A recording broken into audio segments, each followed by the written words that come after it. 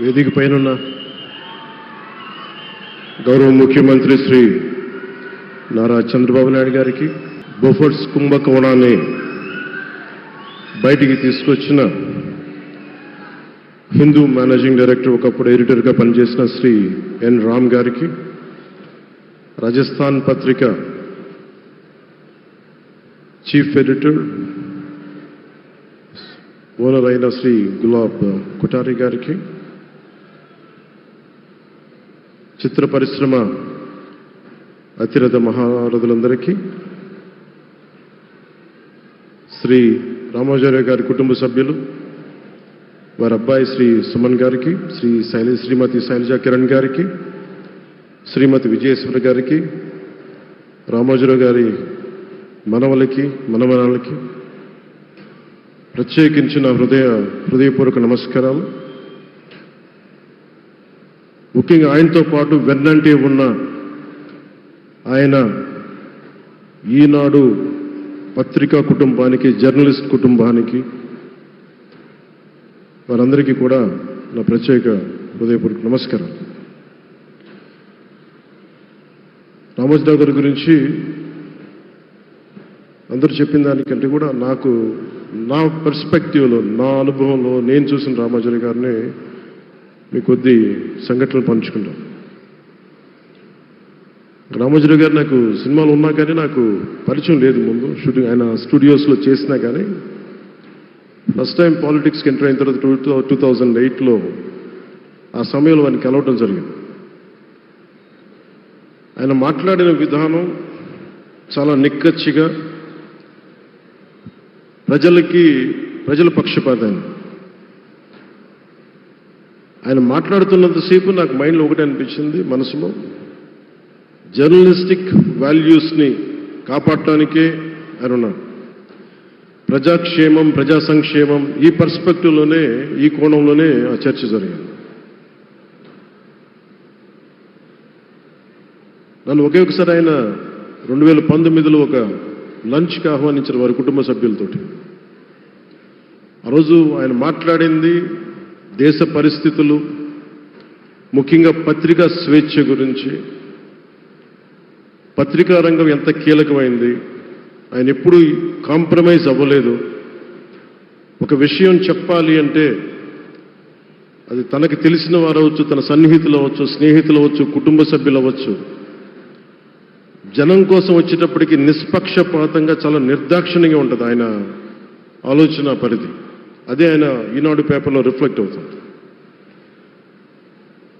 నేను చాలాసార్లు అనుకునేవాడిని, ఒక వ్యక్తికి ఇంత, ఆయన ఆ రోజు లంచ్ తర్వాత కూర్చున్నప్పుడు ఆయన మాట్లాడుతుంటే ఆయన వేదనని నేను చూశాను. ఆయన నలిగిపోతున్నారు. నిజంగా పత్రికా స్వేచ్ఛ ఎంత అవసరం దేశానికి, ప్రజాస్వామ్యానికి ఎంత కీలకమైంది, అది ఆయన చెప్తుంటే ఆయన ఆవేదన నాకు అర్థమైంది. అలాంటి వ్యక్తి మీద ఎన్ని రకాల ఇబ్బందులు పెట్టారో మనందరికీ తెలుసు. ఒక పేపర్ ఒకటే నడపటం చాలా కష్టసాధ్యమైంది.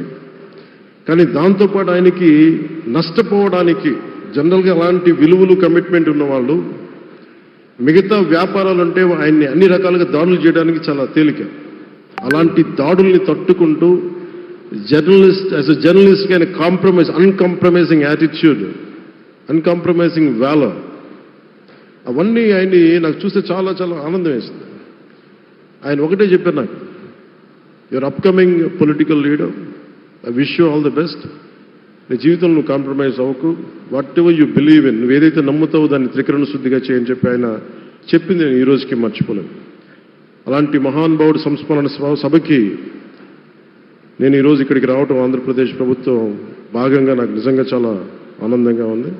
రైట్ టు ఇన్ఫర్మేషన్ యాక్ట్ దారిలో చూస్తూ ఉంటుంది దాకా ఎగ్జిబిషన్లో 2008 రైట్ టు ఇన్ఫర్మేషన్ యాక్ట్లో ప్రజలకు ప్రతిదీ తెలియాలి, ప్రభుత్వంలో ఏం జరుగుతుంది, ప్రభుత్వం ఏం తీరుతెన్నులు ఎలా ఉంది అని.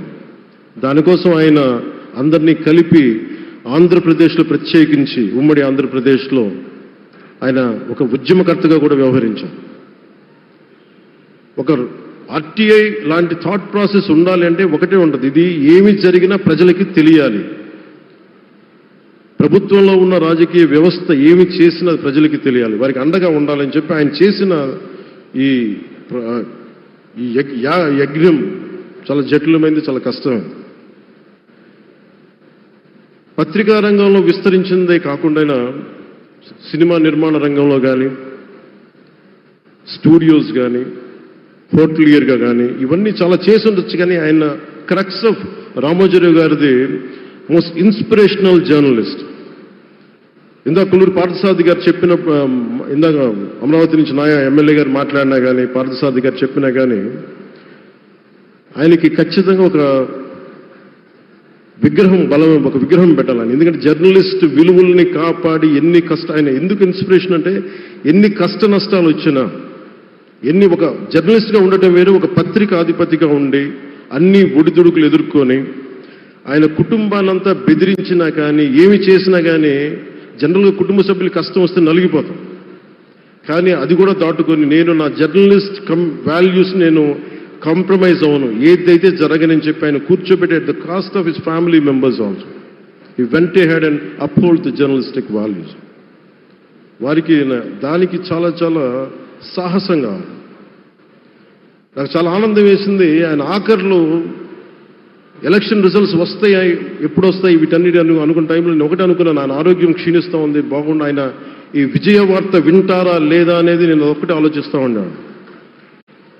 సో నేను శ్రీమతి శైలజా కిరణ్ గారిని, సుమన్ గారిని, శ్రీమతి విజయశ్రీ గారిని అడిగినప్పుడు నేను ఒకటి అడిగాను, ఆయన విన్నారా అండి, ఆయనకి మాటలు వినిపించినాయా? అందరూ చెప్తాను ఆయన వినిపించట్లేదంటే, లేదు, చాలా ఒక 24 గంటలు ఆ విజయాన్ని దశాబ్దం పాటు నలిగారు, దశాబ్దన్నర పాటు నలిగి ఆయన్ని నలిగిన తర్వాత ఆయన అలాంటి వ్యక్తి విజయ వార్త వినకపోతే అక్షోభిస్తుందేమో ఆత్మని అనిపించేది. కానీ విజయ వార్త వినే ఆయన పరమదించారు. అందుకు నాకు చాలా ఒక తృప్తినిచ్చింది. అలాంటి మహానుభావులకి నా నివాళులు అర్పిస్తూ ఆయన నుంచి ఎవరైనా నేర్చుకోవాల్సింది, ప్రజాస్వామ్యాన్ని పరిరక్షించడానికి ఎవరి స్థాయిల్లో, ఒక పత్రికాధిపతిగా కావచ్చు, ఎవరు ఏ స్థాయిలో ఉన్నా దాన్ని మనం కాపాడాల్సిన అవసరం ఉంది. అలాగే ఆయన జర్నలిస్టిక్ వారసత్వ ప్రవాహం అంటే ఉదాహరణకి ఈనాడు, ఈటీవీ తాలూకు ప్రజెంటేషన్ ఆఫ్ న్యూస్ చాలా న్యూట్రల్గా, అన్బయాస్డ్గా ఉండదు. ఏదైనా విషయం చెప్పేటప్పుడు నా గురించి ఎంత రాస్తారో, నన్ను తిట్టాలనుకున్నప్పుడు అంతే తిడతారు. అంటే నువ్వు చేసే పనిని బట్టే గుర్తిస్తారు తప్ప నాకు తెలుసు కదా అని చెప్పి మళ్ళీ దానికి ఫేవరెటిజం ఉండదు. అది తెలుగుదేశం పార్టీ కావచ్చు, ఇంకొక పార్టీ కావచ్చు, కాంగ్రెస్ కూడా కావచ్చు. కాంగ్రెస్ చేస్తే కాంగ్రెస్ని ఆయన్ని పైకెత్తిన సందర్భాలు ఉన్నాయి.